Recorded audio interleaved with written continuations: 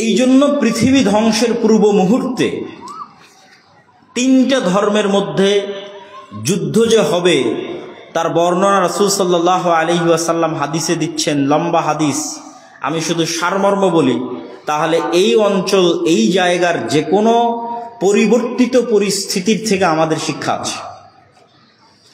হাদিসে রাসূলুল্লাহ সাল্লাল্লাহু আলাইহি ওয়াসাল্লাম বলছেন, ততদিন পর্যন্ত কিয়ামত হবে না যতদিন না হুদনা, তোমাদের মধ্যে আর রোমানদের মধ্যে চুক্তি না হচ্ছে। তো রোমান এম্পায়ার, যে রোমান এম্পায়ারের রাজধানী ছিল আজকের তুরস্কের ইস্তাম্বুল, ওমর রাদিয়াল্লাহু তাআলা আনহুর আমলে, উমাইয়া খেলাফতের আমলে, আব্বাসী খেলাফতের আমলে মুসলমানেরা কোনো দিন তুরস্ক বিজয় করতে পারেনি। তুরস্ক বিজয় হয়েছে উসমানীয় খেলাফতের আমলে, তুরস্ক বিজয় হয়েছে। এই জন্য আজ মনে হয় তুরস্ক ইসলামী রাষ্ট্র, কিন্তু আসলে তুরস্ক ছিল খ্রিস্টানদের হেডকোয়ার্টার, রোমান এম্পায়ারের হেডকোয়ার্টার। এবং হাদিসের ভাষ্য বলছে হয়তো আবারও তুরস্ক মুসলমানদের হাতছাড়া হতে পারে, কেননা কিয়ামতের পূর্ব মুহূর্তে আল্লাহ নবী বলছেন ফাতহে কুস্তান্তিনিয়া, কনস্টান্টিনোপল বিজয় হবে, ইস্তাম্বুল বিজয় হবে।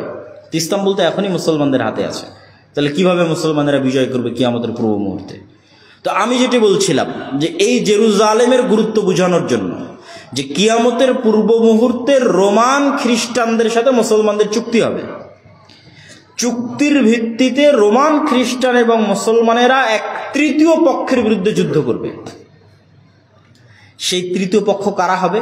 সম্ভাব্য ইহুদিরা হতে পারে, আরো অন্য কেউ হতে পারে, কিন্তু সমূহ সম্ভাবনা আছে যে তৃতীয় পক্ষ হবে ইহুদিরা। রোমান খ্রিস্টান আর মুসলমানেরা একত্রিত হয়ে তাদের বিরুদ্ধে যুদ্ধ করবে এবং এই যুদ্ধে বিজয় হবে। এই যুদ্ধে বিজয় হওয়ার পর একজন খ্রিস্টান এভাবে ক্রুশ উত্তোলন করে বলবে যে ক্রুশের বিজয় হোক, বা ক্রুশের কারণে আমরা বিজয়ী হয়েছি। তখন আরেক মুসলমান লাফ দিয়ে উঠে সেই ক্রুশকে ভেঙে দিবে। যখন আরেক মুসলমান লাফ দিয়ে উঠে ক্রুশকে ভেঙে দিবে, তাকবীর ধ্বনি দিবে, তখন খ্রিস্টান এবং মুসলমানের যে চুক্তি হয়েছিল চুক্তি লঙ্ঘন হয়ে তারা মুখোমুখি দাঁড়িয়ে যাবে যুদ্ধের জন্য। যখন খ্রিস্টান এবং মুসলমানেরা মুখোমুখি দাঁড়িয়ে যাবে যুদ্ধের জন্য, আর তারা উভয়ই জনবহুল, খ্রিস্টানরা আজকেও জনবহুল, সেই দিনও জনবহুল থাকবে। 80টা পতাকার অধীনে তারা একত্রিত হবে, এক এক পতাকার অধীনে 12,000 করে সৈন্যবাহিনী থাকবে। এই 80টা পতাকার অধীনে 12,000 করে সৈন্যবাহিনী নিয়ে যখন তারা একত্রিত হবে, তখন প্রায় 10 লক্ষের কাছাকাছি। তখন যে যুদ্ধ হবে, এই যুদ্ধের বর্ণনা দিতে গিয়ে রাসূল সাল্লাল্লাহু আলাইহি ওয়াসাল্লামের ভাষা অনুযায়ী দুটো বাক্য মনে রাখার মতো। একটা হচ্ছে যে একটা পরিবারে যদি 100 জন সদস্য থাকে তো 99 জন মারা যাবে, একজন বেঁচে থাকবে। একটা হচ্ছে একটা পাখি যদি আকাশে উঠতেই থাকে তো 1 মাস উঠতে থাকলেও সে লাশ ছাড়া আর কিছু পাবে না। এত ভয়ঙ্কর যুদ্ধ হবে এবং এত বেশি পরিমাণে মানুষ মারা যাবে। রাসূলুল্লাহ সাল্লাল্লাহু আলাইহি ওয়াসাল্লাম বলছেন, আমার উম্মত ওই দিন 3 ভাগে বিভক্ত হবে। 1 ভাগ যুদ্ধের মাঠ থেকে পালিয়ে যাবে, এদের তওবা আল্লাহ কোনোদিন কবুল করবে না। যুদ্ধের মাঠ থেকে পালিয়ে যাওয়া কবিরা গুনাহের লিস্টে প্রায় প্রত্যেক হাদিসে রাসূলুল্লাহ সাল্লাল্লাহু আলাইহি ওয়াসাল্লাম যখন কবিরা গুনাহের লিস্ট করেছেন, শিরক করা, জেনা করা, নিরপরাধ মানুষকে হত্যা করা, সুদ খাওয়া, তখন বেশিরভাগ হাদিসে একটা বড় কবিরা গুনাহ আছে, জিহাদের মাঠ থেকে পালিয়ে যাওয়া। এটা অনেক বড় কবিরা গুনাহ। তো একদল উম্মত সেই দিন জিহাদের মাঠ থেকে পালিয়ে যাবে, এদের তওবা আল্লাহ কোনোদিন কবুল করবে না। একদল উম্মত ওই যুদ্ধে শহীদ হবে, এরা হবে পৃথিবীর সর্বশ্রেষ্ঠ শহীদ। আর আরেক দল উম্মত ওই যুদ্ধে বিজয়ী হবে, তারা আর কিয়ামত পর্যন্ত কোনোদিন ফিতনায় পতিত হবে না। আল্লাহু আকবার। যারা বিজয়ী হবে। তো এই যুদ্ধগুলো কোথায় সংঘটিত হবে? এই যুদ্ধ সংঘটিত হওয়ার যে জায়গাগুলো রাসূলুল্লাহ সাল্লাল্লাহু আলাইহি ওয়াসাল্লাম বলছেন, এগুলো সব সিরিয়া, তথা সিরিয়া বলতে আমরা বুঝি ফিলিস্তিন, ইসরায়েল, জর্ডান, আজকের সিরিয়া সব মিলে।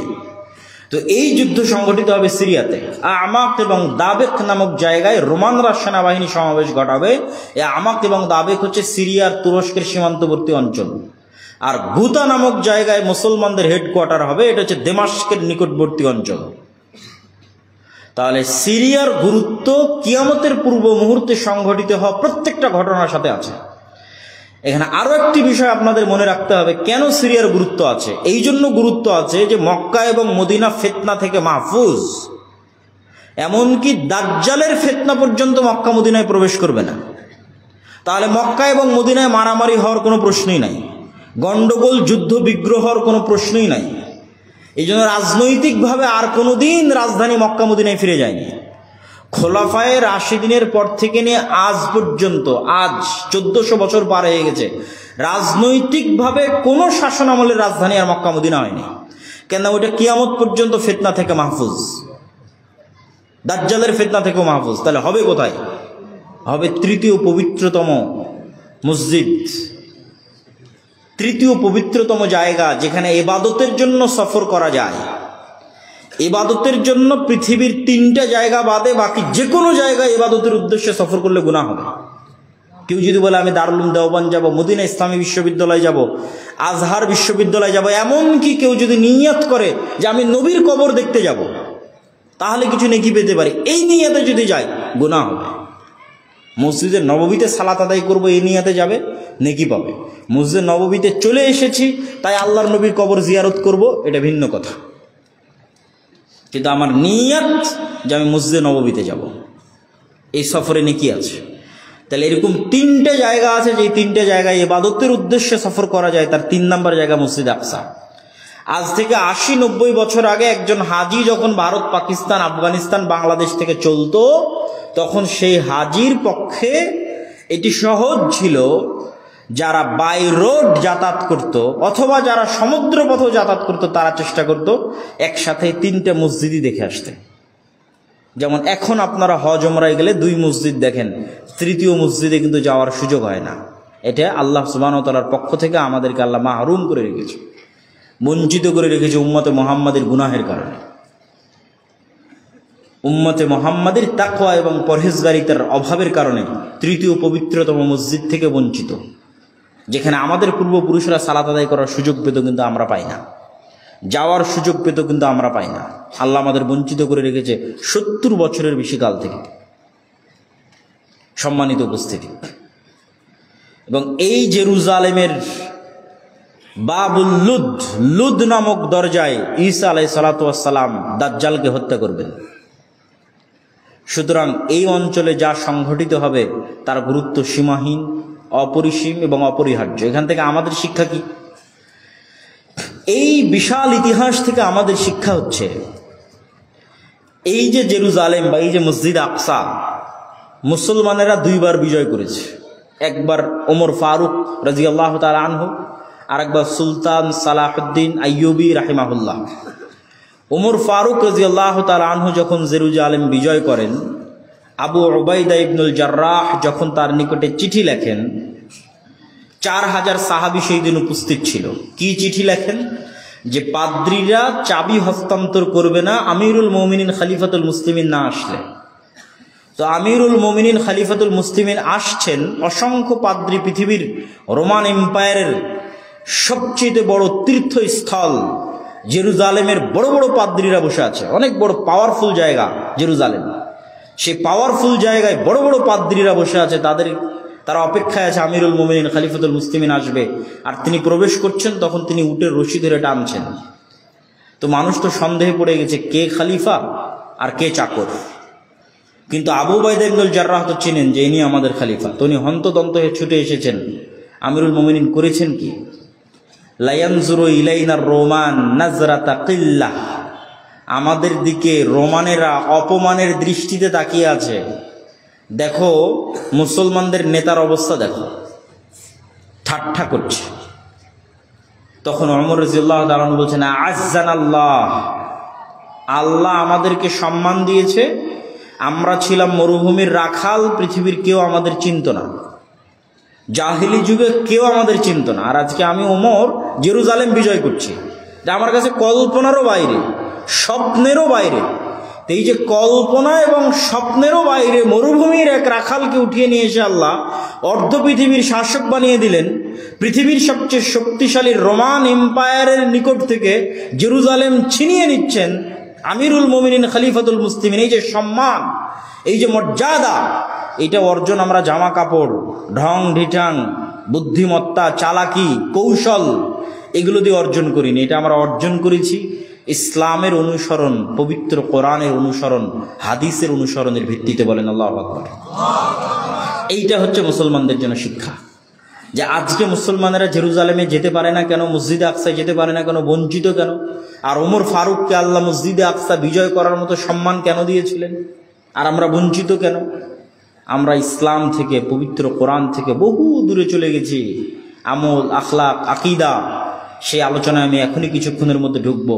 তার আগে সালাহুদ্দিন আইয়ুবী রাহিমাহুল্লাহর কথাটাও বলিনি। দ্বিতীয় যিনি বিজয় করেছিলেন তিনি হচ্ছেন সালাহুদ্দিন আইয়ুবী রাহিমাহুল্লাহ, এবং তিনিও এই বিজয়ের ক্ষেত্রে তার ইতিহাসও আমি আমার বই বিস্তারিত, আমার একটি বই আছে ফিলিস্তিন ও সমসাময়িক মুসলিম বিশ্ব, এখানে বিস্তারিত বর্ণনা দেওয়া আছে উনি কীভাবে বিজয় করলেন, হিত্তিনের যুদ্ধ কি হলো। সেখানকারও সারমর্ম হচ্ছে তাকওয়া, পরহেজগারিতা, আল্লাহ ভরসা। মুসলমানেরা কোনো যুদ্ধ শক্তি সামর্থ্য দিয়ে লড়েছে এর প্রমাণ আমি ইতিহাসে খুঁজে পাইনি। যে এমন কোনো যুদ্ধ, খালিদ বিন ওয়ালিদ মুতার যুদ্ধে লড়াই করছেন কয়েক লক্ষ সেনাবাহিনীর বিরুদ্ধে, তখনও খালিদ বিন ওয়ালিদের কাছে শক্তি সামর্থ্য খুব বেশি, সেনাবাহিনীর সদস্য সংখ্যা খুব বেশি, এটা জানা নাই।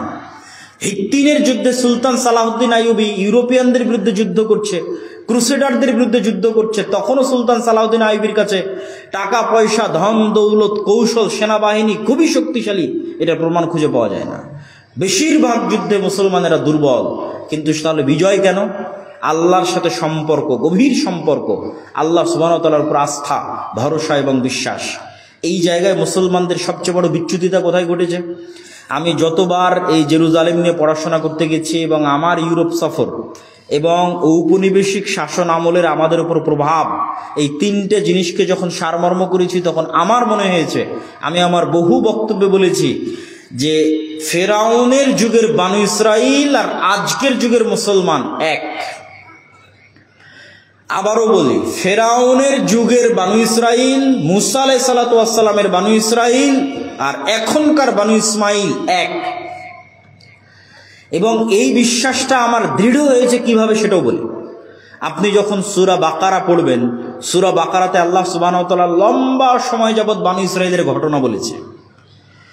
তো আমি নিজেও এর উত্তর খুঁজে পেতাম না যে একটা গোত্রের ঘটনা এত বিস্তারিত বলার দরকার কি। এক বানু ইসরাইলের ঘটনা দিয়ে কোরআন পরিপূর্ণ করা আছে, এত বিস্তারিত কেন? নিশ্চয় বানু ইসরাইলের ঘটনার উম্মতে মুহাম্মাদের সাথে কোনো কাজ আছে। বানু ইসমাইল তথা আমাদের সাথে বানু ইসরাইলের ঘটনার কোনো কাজ আছে, এই জন্য আল্লাহ বানু ইসরাইলের ঘটনা এত বিস্তারিত দিয়ে রেখেছেন। এবং বানু ইসরাইলের ঘটনা পড়লে আপনি দেখবেন তারা কতটা ছোট মন মানসিকতার, কতটা হীনম্মন্য এবং কতটা সংকীর্ণ চিন্তার অধিকারী ছিল বানু ইসরাইলেরা। তার দুই একটা উদাহরণ বলি, বেশি না বললেও সূরা বাকারাতে বিস্তারিত পাবেন, আমার ওই বইয়ের মধ্যে আরো বিস্তারিত পাবেন। দুই একটা কি, এই বানু ইসরাইল চোখের সামনে দেখলো যে আল্লাহ ফেরাউনের মতো জালেম শাসককে তাদের চোখের সামনে ডুবিয়ে দিলেন। বানু ইসরাইলের লোকেরা চোখের সামনে দেখেছে যে ফেরাউন ডুবে যাচ্ছে, নিজে চোখে দেখেছে। কোন ফেরাউন? যেই ফেরাউন তাদের ছেলে সন্তানদের জবাই করত।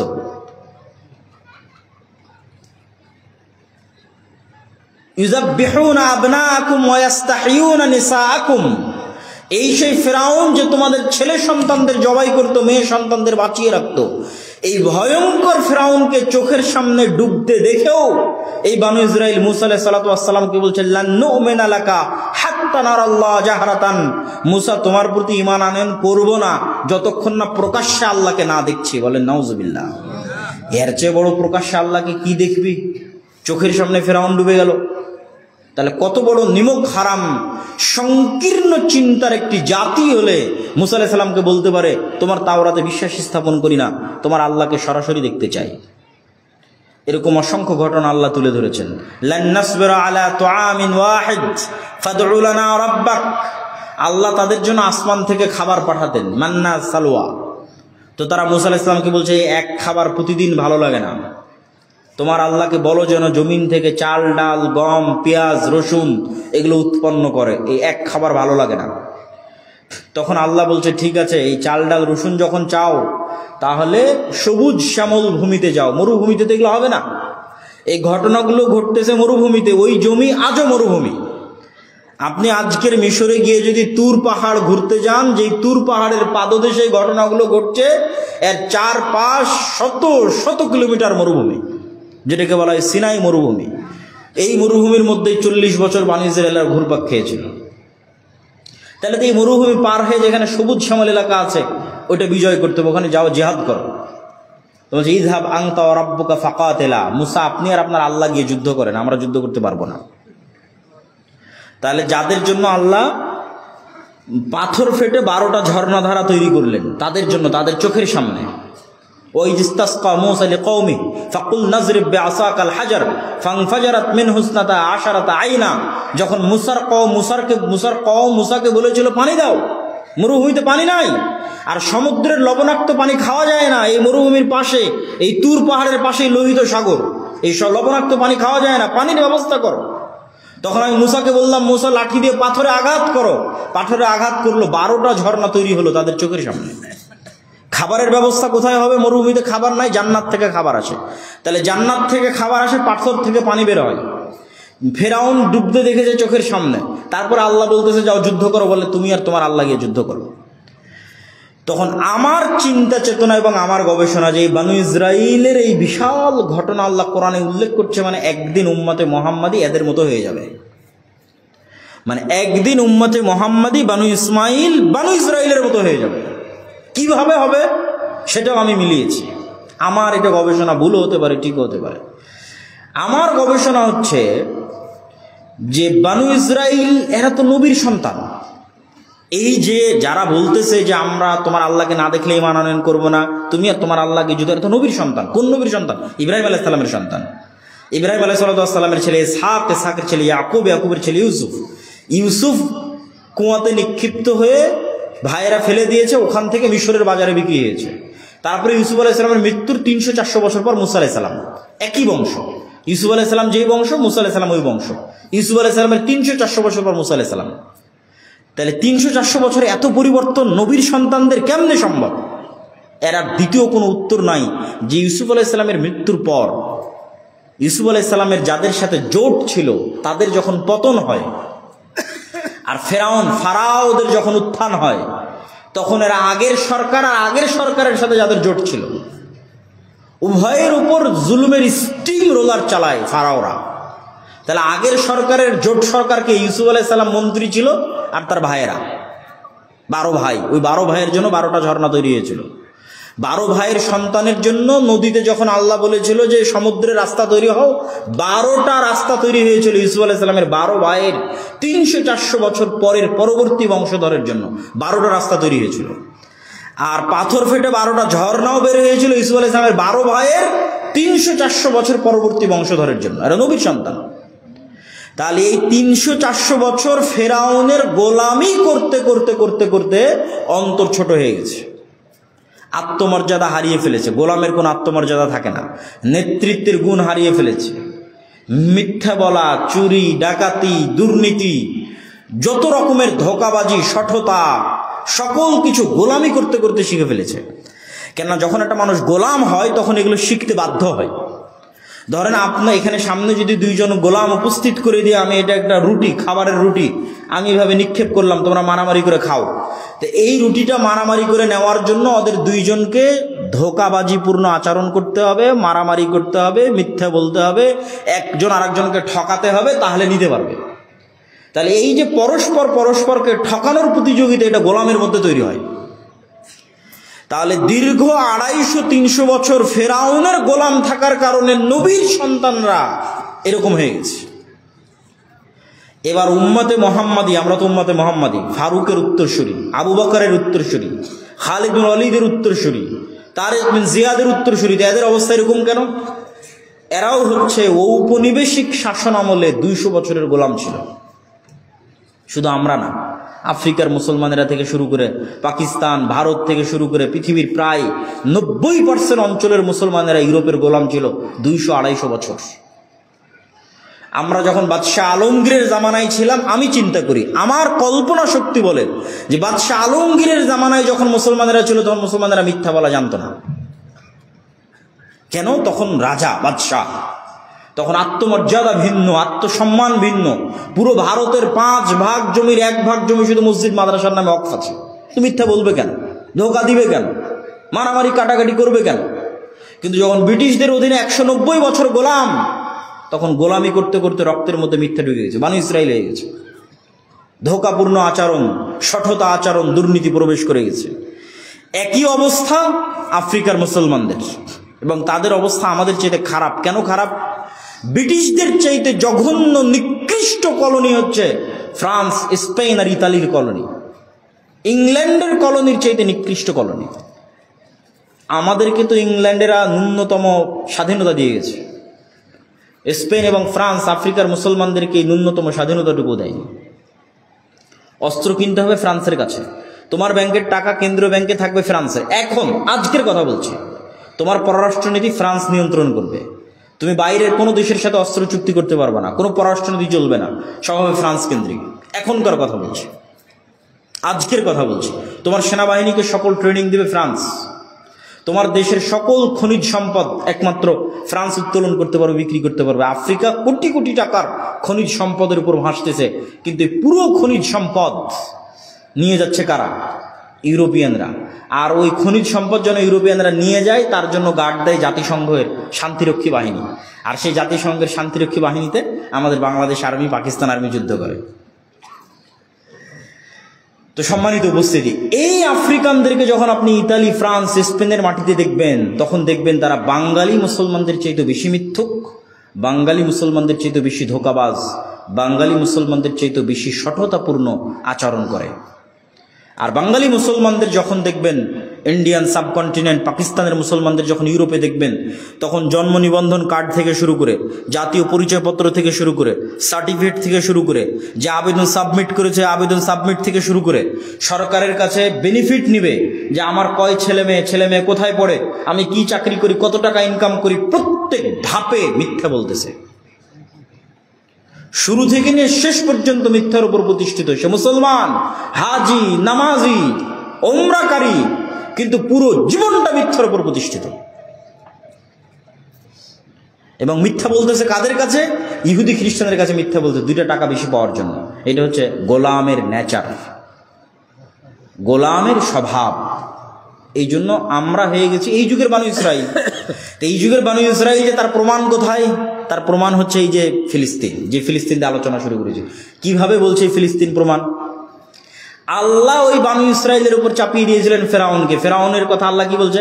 ইউযাব্বিহুনা আবনাকুম ওয়া ইস্তাহিউনা নিসাকুম। তোমরা বানু ইসরাইল গোলাম না? তোমাদের গোলামের প্রমাণ কি? তোমাদের ছেলে সন্তানদেরকে ফেরাউন জবাই করে, মেয়ে সন্তানদেরকে বাঁচিয়ে রাখে। তো আমরা যে গোলাম, তার প্রমাণ কি? দেখো, সারা পৃথিবীর মানুষের চোখের সামনে 50,000-এরও অধিক নারী, পুরুষ, শিশুকে গত 1.5 বছরে গাজার মাটিতে হত্যা করা হয়েছে। পৃথিবীর কেউ টু শব্দ করে তাদের বাঁচাতে যায়নি। এর চাইতে বড় গোলামির প্রমাণ আর কি নিবেন? যে পুরো মুসলিম বিশ্ব যে গোলাম, এর চেয়ে বড় প্রমাণ আর লাগবে না। পৃথিবীর কোনো যুদ্ধের আইন পর্যন্ত ফলো করা হয়নি, হাসপাতাল পর্যন্ত, বিশ্ববিদ্যালয় পর্যন্ত, স্কুল পর্যন্ত কিছুই নিরাপদ থাকেনি।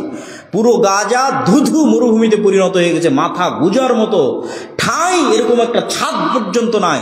সবাই তাঁবুর নিচে, ঠিক রোহিঙ্গারা যেভাবে তাঁবুর নিচে, সেভাবে তাঁবুর নিচে। কিন্তু সারা পৃথিবীর মানুষের চোখের সামনে হয়েছে, 57টা মুসলিম রাষ্ট্রের চোখের সামনে হয়েছে। তাহলে ওখানে ফেরাউন তাদের জবাই করার কথা আল্লাহ সুবহানাহু ওয়া তাআলা বর্ণনা করেছে। আজকের যুগের ফেরাউনেরা আজকের যুগের বানু ইসরাইলকে এভাবে হত্যা করতেছে। কেননা আজকের যুগের বানু ইসরাইলের এই যে গুণাবলী, তথা আমি আমার নিজেদেরকে বলতেছি, এই গুণাবলী থেকে উদ্ধারের উপায় কি? এই গুণাবলী থেকে উদ্ধারের উপায় হচ্ছে মুসলমানদের আনুষ্ঠানিকতা ঠিক আছে। এই জিনিসটা আল্লামা ইকবালও রিয়ালাইজ করেছেন, উনিও ওনার কবিতার মধ্যে বলেছেন। উনিও এই জিনিসটা অনুভব করেছেন ইউরোপ সফরের পর। सबक फिर से पढ़ सदाकत का, शुजाअत का, अदालत का, लिया जाएगा तुझसे काम, दुनिया की इमामत का। আল্লামা ইকবালও উনিও দেখেছেন পাকিস্তানের মানুষদের, বাংলাদেশের মানুষদের, আমিও দেখেছি যে তাদের মধ্যে ইসলামের আনুষ্ঠানিকতা আছে, পুরো রমজানে সাহারি ইফতারি ঠিক আছে, মসজিদ মাদ্রাসা আছে, সবকিছু আছে, ঈদের আনুষ্ঠানিকতা ঠিক আছে, জানাজার আনুষ্ঠানিকতা ঠিক আছে, সালাত সিয়াম হজ যাকাতের আনুষ্ঠানিকতা ঠিক আছে, ওমরার আনুষ্ঠানিকতা ঠিক আছে, কিন্তু যেই বৈশিষ্ট্যের উপর আল্লাহ নবীদের বড় করেছেন, নবীদেরকে আল্লাহ জন্মগত যেই গুণের উপর বড় করেছেন, ওই গুণটা মুসলমানদের নাই। সব নবীকে আল্লাহ জন্মগত সত্যবাদিতা এবং ন্যায়পরায়ণতার উপর বড় করেছেন। জন্মই হয়েছে এটার উপর, সত্য বলার উপর, ন্যায়পরায়ণতার উপর, আত্মমর্যাদা আত্মসম্মানের উপর, নেতৃত্বের গুণাবলী সম্পন্ন। আর আমি মনে করি এই জন্যই আল্লাহ সুবহানাহু ওয়া তাআলা মুসা আলাইহিস সালাতু ওয়াস সালামকে বানু ইসরাইলের আর 10টা ছেলের সাথে বড় করেননি। বানু ইসরাইলের আর 10টা ছেলের সাথে বড় হলে তো গোলামদের সাথে বড় হতেন, তো গোলামদের সাথে বড় হলে তো ওনারও মন মানসিকতা ছোট হয়ে যেত, ধোকা দেওয়া শিখতো, মিথ্যা বলা শিখতো। এই জন্য মুসা আলাইহিস সালামকে আল্লাহ মানুষ করেছে রাজার বাড়িতে। রাজার বাড়িতে মানুষ হলে তো আর মিথ্যা বলে খাবার নেওয়া লাগবে না, আরেকজনকে ধোকা দিয়ে একটা টাকা বেশি উপার্জন করা লাগবে না। তাহলে এগুলো শিখবে না, কি শিখবে? আত্মমর্যাদা, আত্মসম্মান, নেতৃত্ব শিখবে। তাই শিখেছেন। এবং আত্মমর্যাদা, আত্মসম্মান, নেতৃত্ব কোন লেভেলের ছিল মুসা আলাইহিস সালামের? যে একদিনের জন্য বাইরে বের হয়ে কোনো এক জায়গায় একদিন একটা অন্যায় কাজ দেখেছেন তার চোখের সামনে, একদিনের জন্য একটা অন্যায় কাজ দেখেছেন যে ফেরাউনের কোনো লোক বানু ইসরাইলের কোনো লোকের উপর জুলুম করতেছে। তো গোলাম হলে তো এটাকে জুলুমই মনে করতো না, আরে এটাই তো আমাদের ভাগ্যের পরিহাস, এটা আবার জুলুম কি? তো জুলুমই মনে করতো না। কিন্তু উনি স্বাধীন নেতা হিসেবে আল্লাহ তাকে বড় করেছে। তাহলে জুলুম কেন হবে? এক থাপ্পড় দিয়েছেন ফেরাউনের লোকে, এক থাপ্পড়ে ফেরাউনের লোক মরে গেছে। এই যে আত্মমর্যাদা, গায়রাত, রাগ, এটা গোলামের থাকে না। এই গায়রাত, এই রাগ, এই আত্মমর্যাদা একজন স্বাধীন নেতার থাকে। তো ওই স্বাধীন নেতা কোথায় তৈরি হতে হবে?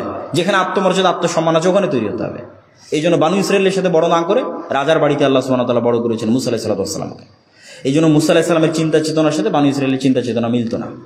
এক পর্যায়ে বিরক্ত হয়ে মুসা আলাইহিস সালাম আল্লাহকে বলছেন, হে আল্লাহ, এদের দায়িত্ব আমি আর নিতে পারবো না।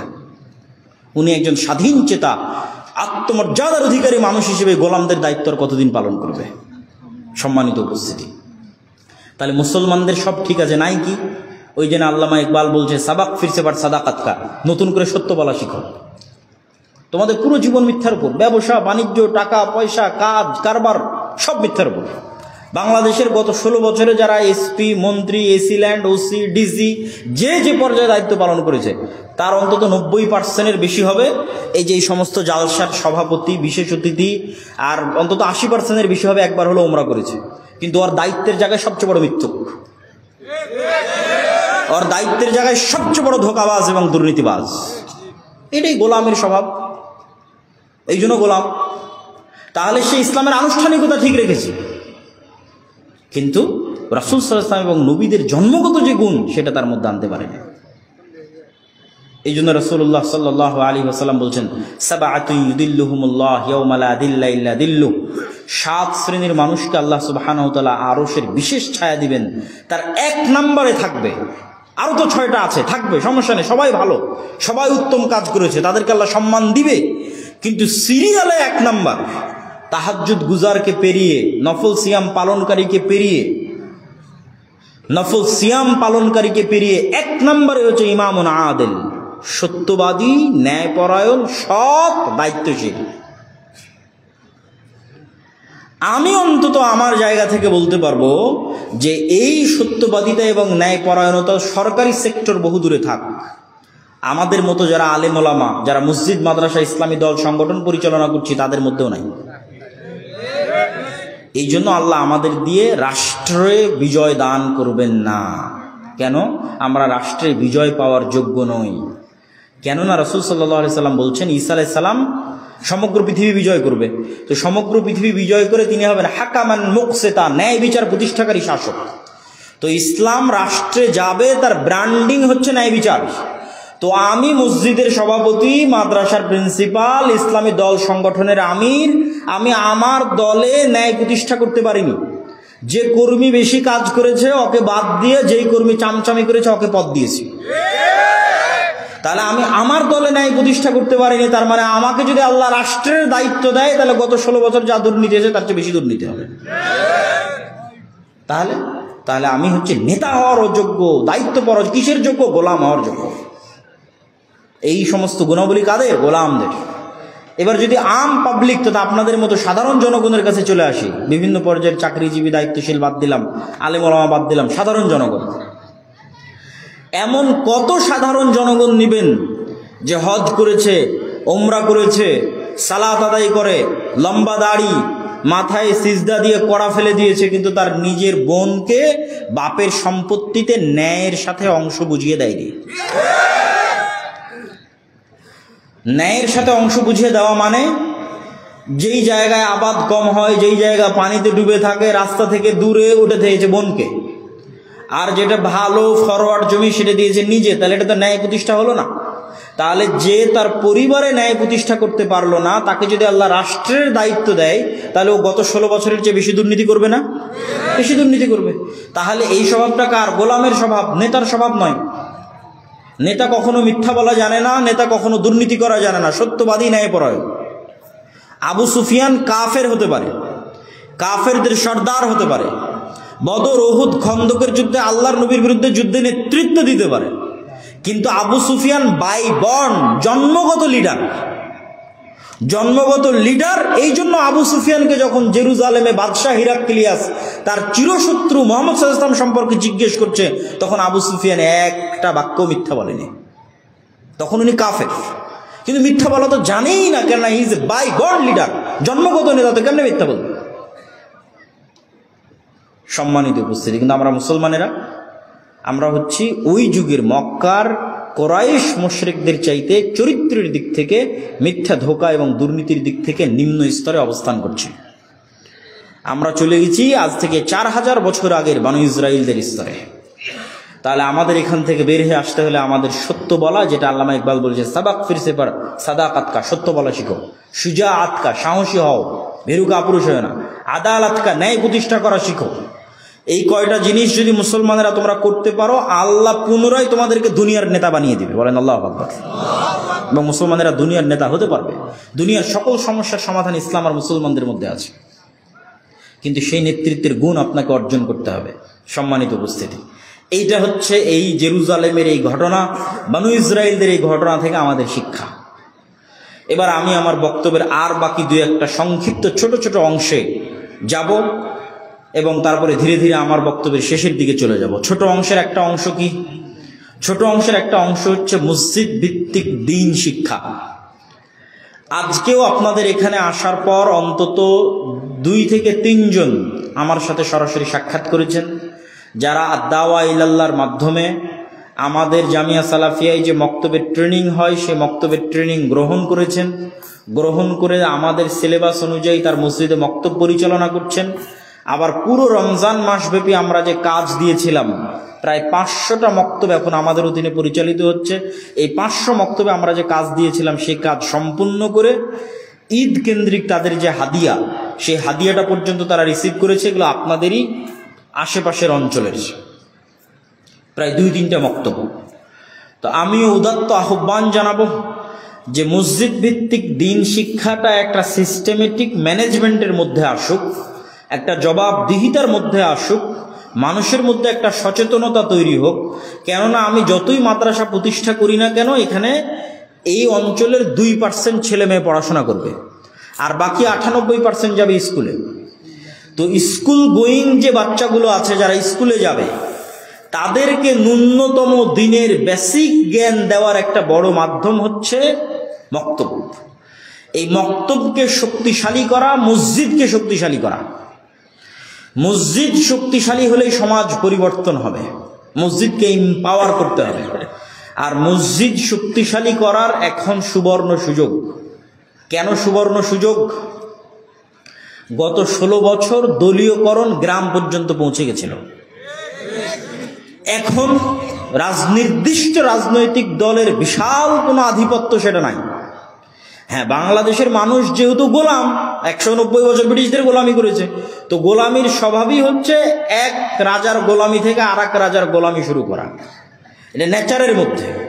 একজনের সাথে 2 নম্বর কার্যক্রম চালিয়ে সে যখন বিদায় নিয়েছে, এবার আরেকজনের সাথে 2 নম্বর কার্যক্রম শুরু হবে। ওই লিয়াজুর কারণে চান্দা থেকে শুরু করে সকল অন্যায় কাজ চলতে থাকবে। কিন্তু এই জায়গায় কিন্তু একটা রোল প্লে করতে পারে মসজিদ, মাদ্রাসা, দ্বীনি শিক্ষা প্রতিষ্ঠান। সেটা কি? এই যে এতক্ষণ যা আলোচনা করলাম, ন্যায় প্রতিষ্ঠা, সত্য প্রতিষ্ঠার সংগ্রাম, আল আমরু বিল মারুফ ওয়ান নাহি আনিল মুনকার। আপনি যত বেশি ন্যায় প্রতিষ্ঠার সংগ্রামে অংশগ্রহণ করবেন, ধীরে ধীরে তত লিডার হবেন। এটা নিয়ম পৃথিবীর। আপনি অটোমেটিক নেতা হবেন যদি আপনি ন্যায় প্রতিষ্ঠা করতে যান। তো আমার একটা উদাত্ত আহ্বান থাকবে মসজিদকে পাওয়ারফুল করা। মসজিদ পাওয়ারফুল হওয়া মানে মসজিদ যেন সমাজে প্রচলিত অন্যায়ের বিরুদ্ধে আওয়াজ উঠাতে পারে। সমাজে প্রচলিত অন্যায় বলতে কি কি হতে পারে? যেমন একটা উদাহরণ দিলাম, যে বোনকে তার পিতার সম্পত্তিতে ন্যায়ের সাথে হক বুঝিয়ে না দেওয়া। তো মসজিদ ভূমিকা নিবে যে হ্যাঁ দেওয়া হোক। জানাজার অনুষ্ঠানের পরে যখন বাড়িতে সালিশ হবে, তখন মসজিদের কমিটি, মসজিদের ইমাম, মসজিদের মুয়াজ্জিন তারা এই ভূমিকাটা নেওয়ার চেষ্টা করবে। চেষ্টা করলে আল্লাহ রাস্তা সহজ করে দিবে। আরও অসংখ্য অন্যায় সমাজে হয়। অন্যায় মানে আপনি এটা বুঝিয়েন না আল্লাহর সাথে অন্যায়। আল্লাহর সাথে অন্যায়ের কথা আপনারা খুব ভালো বুঝেন, সেটা আপনাদেরকে গত 50 বছর 100 বছর আলেম ওলামা শিখিয়েছে। আমি অন্য অন্যায়ের কথা বলছি, মানুষের প্রতি হওয়া অন্যায়।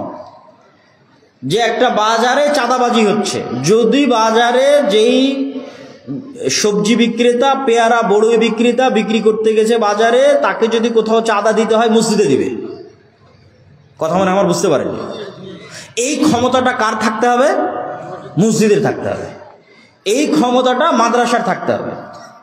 এইটা চেষ্টা করলেই পারা যাবে, ন্যায় প্রতিষ্ঠার আন্দোলন। কিন্তু এটা চেষ্টা করাও কঠিন, কেননা অসংখ্য মানুষের বিভিন্ন জায়গায় স্বার্থ জড়িত। তখন ওই স্বার্থ জড়িত জায়গাগুলোতে সে আপনাকে হেল্প করবে না। কিন্তু আপনি যদি বলেন না আমি রাষ্ট্রে ইসলাম প্রতিষ্ঠা করতে চাই, গোড়া থেকে শুরু করতে হবে। মসজিদ যত শক্তিশালী হবে, রাষ্ট্রে তত দ্রুত ইসলাম প্রতিষ্ঠা হবে। গণতন্ত্র দিয়ে রাষ্ট্রে কোনোদিন ইসলাম প্রতিষ্ঠা হবে না। এইটা পরীক্ষিত কথা বলছে, আবেগের কোনো বক্তব্য নয় যে আমি একটা আবেগময় বক্তব্য ছেড়ে দিলাম আপনারা ঠিক বললেন। জি না, এটা একদম পরীক্ষিত।